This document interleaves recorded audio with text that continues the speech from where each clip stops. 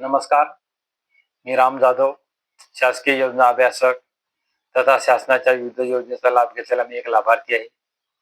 सर्वप्रथम उद्योजकतेचा राम सेतू या यूट्यूब चॅनलमध्ये आपले सहर्ष स्वागत आहे. मित्रांनो, आजचा विषय आहे आपले जे शेतकरी उद्योजक आहेत, त्या शेतकरी उद्योजकासाठी विदर्भ मराठवाडा दुग्ध विकास प्रकल्प टप्पा क्रमांक 2 ही एक योजना सुरू होणार आहे. आणि आजच्या या यूट्यूब व्हिडिओच्या माध्यमातून आपण या योजनेची पात्रता काय आहे, लाभार्थी निवडीचे निकष काय आहेत, नेमके कोणत्या शेतकऱ्याला याचा फायदा होणार आहे आणि अनुदान किती आहे हे आपण जाणून घेणार आहोत. मित्रांनो, तुम्हाला माहित आहे पशुसंवर्धन विभागाने दुग्ध व्यवसायाला आता कृषी समकक्ष दर्जा दिलेला आहे. याच्यामुळे काय होणार आहे की जे लघु व मध्यम पशुपालक आहेत त्यांना विविध सवलती व लाभ मिळणार आहे. विशेष करून मराठवाडा विदर्भातील शेतकऱ्यांसाठी या विदर्भ मराठवाडा दुग्ध विकास प्रकल्प टप्पा क्रमांक 2 चा खूप मोठा फायदा होणार आहे.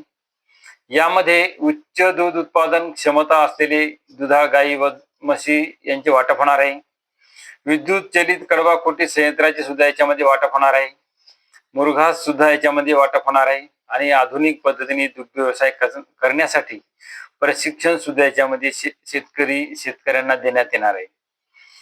मित्रांनो, याच्यामध्ये लाभार्थी निवडीचे निकष काय आहेत तर याच्यामध्ये पशुपालकाच्या मालकीचे किमान 2 तरी जनावरे असावेत. दूध उत्पादकाने आपल्या मागील 1 वर्षामध्ये कमीत कमी 3 महिने दूध संकलन केंद्रावर दूध टाकलेले असावे.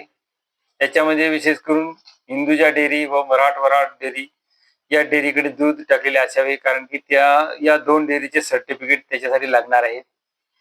एका कुटुंबातील एकाच व्यक्तीला या योजनेचा लाभ मिळणार आहे आणि 50% अनुदान याच्यामध्ये शेतकऱ्याला मिळणार आहे.